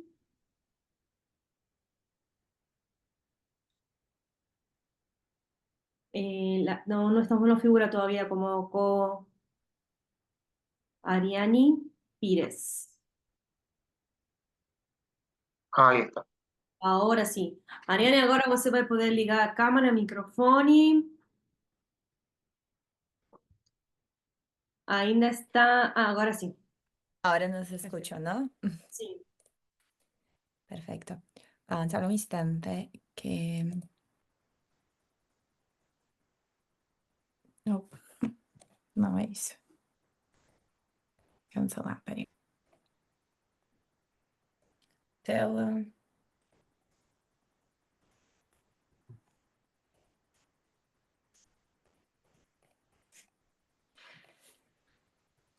Ahora sí. Bueno, hola, mi nombre es Ariane. Meu nome é Gabriela Delcin. Voy a intentar a presentar en español, pero claro que le pido disculpas si mi español no sea tan bueno. Nuestra presentación es sobre gestión del diseño para el análisis de destino turístico, utilizando el análisis SWOT. ¿Quién somos? Soy Ariane, soy doctoranda en la Universidad del Estado de Santa Catarina. Me chamo Gabriela Delcin, sou doutoranda na Universidade do Estado de Minas Gerais, bolsista da CAPES, e a minha orientadora é a professora e doutora Rita de Castro Engler. Sí, mi orientadora es Gisele, también de la Universidad de Estado de Santa Catarina. ¿Cuál es nuestro proyecto? Nuestro proyecto se centra en una metodología para la planificación y ejecución de iniciativas de turismo sostenible, utilizando la gestión de diseño como un pilar fundamental. Entonces, presentaremos un enfoque que prioriza el propósito, significado y función como elementos claves para guiar el desarrollo de proyectos por medio del análisis SWOT, que utilizará como una herramienta estratégica para comprender el escenario actual, proporcionando datos cruciales para que tome las decisiones y la formulación estrategias efectivas. La esencia de nuestra propuesta es ofrecer un marco práctico y conceptual para que los destinos y emprendimientos turísticos puedan innovar, prosperar de manera sostenible, alineando sus objetivos económicos con la preservación ambiental y bienestar social. Entonces, la selección objeto de estudio permanece en la parte macro de la gastronomía en un lugar por ser como un sitio ejemplo para tener sentido en diferentes regiones. Entonces, buscamos el diseño de turismo basado en pensamiento crítico que fomente la aplicación de esta herramienta en la parte gastronómica. ¿Y cuál es el impacto positivo para a sociedade e para o ambiente? A abordagem de trazer o turismo conectando com o turismo, desculpa, o turismo conectando com o design, é que o turismo ele tem um potencial para o desenvolvimento sustentável. Segundo a ONU, ele é considerado como peça-chave porque ele se relaciona com os 17 Objetivos do Desenvolvimento Sustentável, e além disso ele tem um impacto muito positivo, muito relevante na economia, sendo responsável por aproximadamente 10% do PIB mundial, além de ter um em cada 10 postos, em cada 10 postos de trabalhos. Isso significa que, da mesma forma que ele pode ter um impacto positivo, se ele não tiver uma abordagem correta, vai se transformar num turismo predatório, e aquilo que poderia ser positivo acaba sendo negativo. Então, da mesma forma que pode ser um desenvolvimento sustentável no ambiente, pode acabar degradando ele. E por isso o design é tão relevante nessa abordagem. De esta manera, el análisis SWOT, siendo una herramienta para utilizar, es utilizada en la línea de design thinking, también en Sí, otras partes, marketing. marketing, administración, ingeniería, otras partes también. Pero pensamos en la manera de design es una herramienta que permite escapar de generalización, de estrategias que desconsideran la parte de las características únicas existentes en cada proyecto y en cada sitio. Considerando la materia prima del turismo, en la base es la cultura, entonces usar la análisis SWOT para reconocer estas especificidades de cada artefacto, sitio y cultura puede ser una estrategia interesante quando se busca um desenvolvimento sustenible. Segundo TripAdvisor, eles colocam que uma das tendências do turismo são experiências únicas e autênticas, e a gente só consegue isso quando a gente valoriza a cultura. Y es importante cuando vas a hacer tu análisis SWOT, qué preguntas hacer. Esto creemos que es una parte más importante. ¿O qué debo preguntar? ¿No? Entonces, elegimos 4 preguntas que, ¿qué puede ser? ¿O qué es? ¿O qué desea? Y o qué, eso es muy importante, o qué es indeseado, o que sea, o que no queremos. Estas preguntas claves son muy importantes para que se aporten la calidad de los datos. Segundo o Tamela, ele coloca que se ele tivesse 1 hora para resolver um problema, ele pensaria 45 minutos, acho que 50 minutos, em qual pergunta certa fazer, porque depois que a gente tem a pergunta certa, é mais fácil de alcançar, saber o que responder, saber o resultado, e coletar bons dados, né? E a proposta de trazer a análise SWOT não é só trazer as perguntas, mas justificar qual é a função daquela pergunta, qual dado eu estou querendo coletar com aquilo. Sí, y cuando decimos sobre destinos turísticos, tenemos que entender que hay como tangibles, o sea, la estructura natural, la estructura que se es construida, todo eso, pero también hay la parte intangible, que es como la cultura. Hacer preguntas claves y justificar la función. Es que Gabriela estaba diciendo, ¿no? Que tenemos que mostrar la función con las preguntas claves. Y la parte final, se considera que es interesante abordar este análisis SWOT con la parte de diseño emocional y considerar las emociones desde desarrollo. La estrategia puede ser un diferencial para que haga un lugar más competitivo, para que sea un sitio turístico más competitivo. El mercado se orienta más por lo que es inmaterial do que es material. Y el sector de turismo, esto se acentúa, como se ha mencionado, ¿no? Las personas buscan experiencias, buscan estar en relacionamiento emocional con personas, con sitios. Y la parte de la gastronomía tiene un alto potencial para transformar en una experiencia. Además de que se como un relato de personas que se recuerden con cariño cuando fueron a la comida, cuando estaban en la cena, que probaron en una viaje.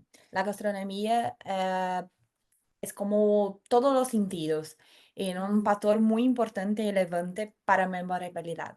E utilizar o design emocional e a ferramenta como análise SWOT é relevante porque, segundo Pining More, produtos são tangíveis, serviços intangíveis e experiências memoráveis. E para alcançar o memorável, não basta às vezes atingir só o produto esperado, o produto de desejo. Como a gente falou antes, tem a pergunta, o que é indesejado?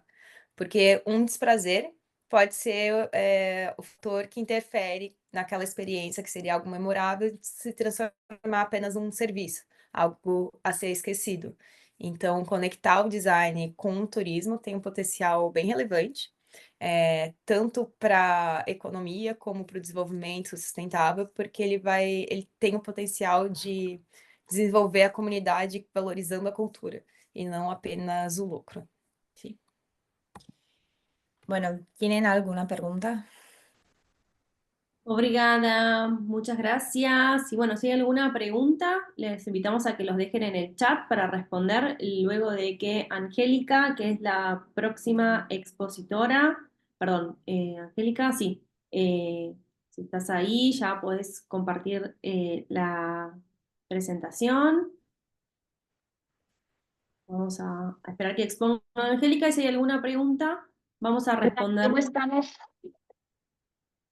Bien, Angélica, ya te vemos, ya está la presentación. Sí. Ya, ¿cómo están? Muy buenas tardes. Les saludo desde Ecuador, desde la Pontificia Universidad Católica del Ecuador. A mi lado está el doctor Diego Venegas Vázquez. Hoy vamos a exponer un tema que he trabajado durante 21 años en lo que es el diseño de carros alegóricos y durante 2 años sobre un proyecto de investigación en el cual ha ido arrojando varias aristas sobre la construcción de carros alegóricos o carrozas alegóricas, como se les conoce en otros países. Hemos abordado varios contenidos generales, como es el estado del arte, materiales y métodos, desarrollo, análisis de resultado, conclusiones, recomendaciones y un agradecimiento especial a la universidad que nos está apoyando en este proyecto de investigación y en este trabajo que lo voy realizando ya casi por 21 años. Entre el estado del arte podemos decir que las manifestaciones culturales en el mundo desempeñan un factor importante, ya que son transmisores de saberes, son transmisores de herramientas que nos ayudan a identificarnos como país, como ciudad, como entorno. En América Latina, como el resto del mundo, las festividades son espacios de expresiones simbólicas y artísticas que de una u otra manera nos ayudan a ser motores de la parte económica, turística y de la parte social. En el Ecuador es un país muy rico, intercultural. Tenemos 3 regiones muy ricas, donde que en cada una de ellas tenemos expresiones culturales de diferente índole. Solo en la serranía ecuatoriana tenemos aproximadamente unas 10 fiestas populares que han sido declaradas patrimonios cultural de la humanidad. Entre ellos tenemos el más grande, que es el Inti Raymi, que se da a nivel de la zona interandina. La parte de Semana Santa, que se da a nivel de todo el Ecuador y a nivel mundial. Y tenemos festividades muy locales, como es la Diablada Pillareña, que se da en la zona de Tungurahua, la Mama Negra, Montubios y el famoso carnaval que se ha ido trascendiendo prácticamente a nivel mundial y se ha ido difundiendo esta práctica a nivel de todo el mundo y adoptando de igual manera su nombre. En Ambato, Tungurahua, donde que nosotros vivimos, prácticamente tenemos una de las fiestas más representativas e icónicas, que es de las fiestas de las frutas y de las flores. Es una festividad que se da a partir del resurgimiento de un terremoto de 1949, en el cual 2 años después se establece una festividad como elemento de, podríamos decir, un elemento que nos ayuda a reconocernos como ambateños, que somos trabajadores, resilientes, que sabemos salir ante la adversidad. Es un patrimonio donde que en la actualidad refleja 5 actividades principales y entre ellas está la principal, que es la bendición de flores, frutas y pan que se da en la iglesia matriz. Tenemos el segundo evento principal, que es la elección de la reina de la fruta y de las flores. Tenemos el otro evento que es emblemático, que es el Festival del Folclor, pero por lo que Patrimonio se interesa de esta festividad es por la construcción de carros alegóricos. Estos carros alegóricos que desfilan el día domingo y lunes antes del martes de carnaval de cada año, porque no es una fecha específica, ya que está ligado mucho con la festividad del carnaval, pero no es carnaval en nuestra ciudad. Nosotros festejamos esa resiliencia, esa pujanza que tiene el ambateño. Resaltamos la riqueza de nuestra tierra, porque tenemos una tierra muy fértil donde que se dan aproximadamente unas 15 variedades entre peras, manzanas, claudias, moras, mandarinas. Es una tierra muy rica y de igual manera tenemos grandes cultivos de rosas, claveles, crisantemos, astromelias, que permiten dar forma a estas alegorías. Es de ahí mi interés como diseñadora en construir esto ya hace 21 años, ya que contamos con un comité permanente que nos ayuda a fijar esta fiesta. El proyecto prácticamente se basa en los residuos que está provocando este tipo de actividad. Entonces, de ahí el interés de estudiar prácticamente a las festividades, ya que durante esta época nosotros tenemos un gran desperdicio en el proceso de construcción, puesta en escena, de residuos sólidos, en los cuales a través del análisis de ciclo de vida podríamos evaluar los efectos que están teniendo estas festividades desde la producción de estas frutas y materiales decorativos hasta el manejo residuo posterior de este evento.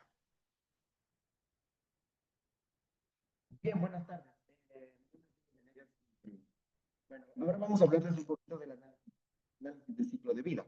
Esto se está desarrollando a nivel mundial y es una metodología que a partir del año 2006 el profesor holandés de apellido Hoekstra planteó al mundo para poder de alguna forma tener mediciones sobre sobre todas las actividades que nosotros realizamos. Esto va a productos, pero también va a servicios. Entonces, nosotros quisimos hacer un análisis de ciclo de vida de carros alegóricos en función de la norma ISO 14040 y 14044, que son las que rigen a nivel mundial. Esta metodología lo que hace es un análisis desde la parte de la obtención de la materia prima, luego la producción o la fabricación del producto, el transporte, su uso, operación y al final el fin de ciclo de vida, sea este que va a un vertedero o sea que, como lo vamos a ver más adelante, puede ser producto para compostaje. Entonces, ese es el fin de nuestro trabajo. Y entonces, dentro de las varias métricas que nosotros podemos tener para análisis de ciclo de vida, una de ellas es la huella de carbono, que basa en la ISO 14064. Y entonces, la unidad que nosotros vamos a medir son los kilogramos de CO2 equivalente que se está depositando en la atmósfera producto del ciclo de vida que tienen nuestros carros alegóricos. Quisimos también entonces comparar el ciclo de vida de los carros alegóricos de la ciudad de Ambato y vimos festividades a nivel mundial que son muy reconocidas, entre ellas el desfile de flores en Pasadena y el carnaval de Río de Janeiro, que pues es mundialmente conocido. Y entonces también abordamos dentro de esto varias etapas durante el montaje y lo que hicimos fue una recopilación de los materiales utilizados para la elaboración de los distintos carros alegóricos y eso llevamos después a través del análisis a kilogramos de CO2 equivalente. Ahí está, entonces, algunas fotografías de cómo se van montando cada uno de estos carros alegóricos en las tres ciudades y cómo quedan finalmente para ya los desfiles. ¿Ok? Entonces, aquí está la tabla que nos muestra la composición de los carros alegóricos, en donde hicimos en porcentaje que correspondía de acuerdo a los distintos materiales para cada uno de las ciudades. Entonces, por ejemplo, vemos que en Ambato se utiliza acero y el acero representa el 71% de la estructura. Luego, el recubrimiento, que es de lona, el pegamento para finalmente recubrir el carro alegórico con algunas frutas. Pusimos la pera porque es la fruta creo que más representativa de aquí de la zona. Y ahí podemos ver para las otras ciudades las composiciones. Sigamos, por favor, y en honor al tiempo, bueno, lo que quisimos mostrar son las emisiones de CO2 equivalente. Entonces, en un inicio nos planteamos, y como esto tiene o está dado en rangos, entonces nosotros nos pusimos los rangos tanto bajo como alto para el CO2 equivalente, los kilogramos de CO2 equivalente por metro cuadrado de cada uno de de los carros alegóricos. Y luego hicimos ya la comparación por el carro completo. Entonces podemos ver cómo, por ejemplo, para Ambato, las emisiones de CO2 equivalente están entre 23 y 46 kilogramos por metro cuadrado. Y un carro alegórico que más o menos tiene unos 96 metros cuadrados, entonces el total por carro alegórico tenemos 3.200, entre 3.200 y 4.300 kilogramos de CO2 equivalente.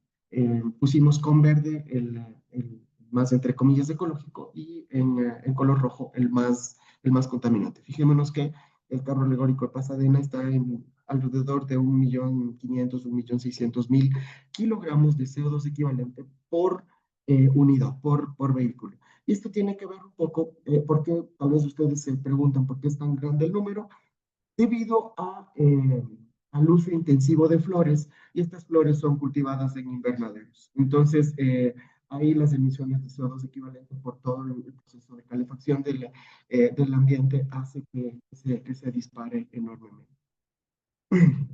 Bien, entonces, bueno, analizando los resultados, creo que las tablas hablan por sí solas. Entonces, Ambato presenta las menores emisiones comparado con Pasadena y con Río de Janeiro. Sí, bueno, hablando de impactos, ¿no es cierto? Las dimensiones de los carros alegóricos influyen directamente en las emisiones, eso no hay nada que hacer. Pero por eso es que primero hicimos un análisis por unidad, que fue el metro cuadrado. Y entonces vemos que igualmente Ambato, con los carros alegóricos de Ambato, tienen la huella más baja comparado con las otras dos festividades a nivel mundial. Entonces, decimos que esto, incluso considerando la eficiencia por unidad de superficie, Ambato se destaca como un ejemplo de sustentabilidad. Ahora, quiero recalcar una cosa antes de ir a las conclusiones. Y quiero resaltar sobremanera el trabajo que realiza Angélica, porque los 21 años de experiencia que ella decía tienen que ver justamente con la construcción de carros alegóricos. He podido estar en su taller, hemos podido ver parte de los procesos y bueno, la verdad me contenta, me alegra mucho el poderla tener a mi lado, el poder ser más que compañeros amigos de acá de trabajo y estar ahora haciendo y presentando eh, este tipo de análisis que se lo está haciendo a nivel mundial. Si ustedes ven las cumbres mundiales de presidentes, siempre le ponen un punto especial a lo que es la sustentabilidad. ¿Y esto por qué? Porque pues, estamos viendo cómo el cambio climático nos está afectando. Hace unos pocos meses teníamos una sequía tal que pues nosotros estábamos sin luz proveniente de hidroeléctricas durante 14, 16 horas al día. Ahora estamos con todo lo contrario. Entonces, y este fenómeno se está repitiendo. Creo que todos los días tenemos noticias a nivel mundial que el cambio climático nos está afectando. Entonces quisimos presentar esto como parte del estudio, pero sobre todo resaltar el tema de que pues aquí en Ambato se está trabajando de una forma sustentable y no nos queda más que invitarlos porque es una festividad realmente muy bonita. Gracias. Muchísimas gracias. Esperemos poder ir a pasar ahí un carnaval, conocer. Bien. Angélica fue la última expositora del día de hoy, así que los invito a todos los expositores que tienen sus cámaras y sus micrófonos abiertos a que realicen alguna pregunta, algún comentario sobre lo que estuvimos escuchando el día de hoy. La verdad es que fueron trabajos muy diversos, muy enriquecedores. Quiero hacer un especial agradecimiento a la gente de Brasil que hizo las presentaciones en español. Muchas gracias por eso. Bien, ¿hay alguna pregunta, algo más que quieran agregar? Bien, si no hay preguntas, entonces los despido y los espero en la próxima comisión que vamos a tener aproximadamente en una hora, que es Moda, Consumo y Futuro Sustentable. Muchas gracias a todos por haber estado ahí. Espero que hayan podido copiar todos los datos de interés que ahí en el chat los contactos, cualquier cosa también pueden escribirme por mail, y en el nombre de la Universidad de Palermo y del equipo del Foro de Diseño Social y Sustentable quiero agradecerles por haber estado, por el tiempo que nos dedicaron el día de hoy, y les cuento que a partir del 16 de septiembre van a encontrar esta grabación en nuestro canal de YouTube, y también a partir del 1 de agosto van a poder descargar los certificados, tanto las personas que expusieron como las personas que están como oyentes en la comisión. Muchas gracias a todos y los espero en la próxima comisión. Hasta luego. Hasta luego, muchas gracias. Gracias. Gracias, Ariani, Flor, Pascal y Ángela. Gracias a todos. Gracias, los esperamos en Zampato. Espero estar ahí en el verano. Ah, listo.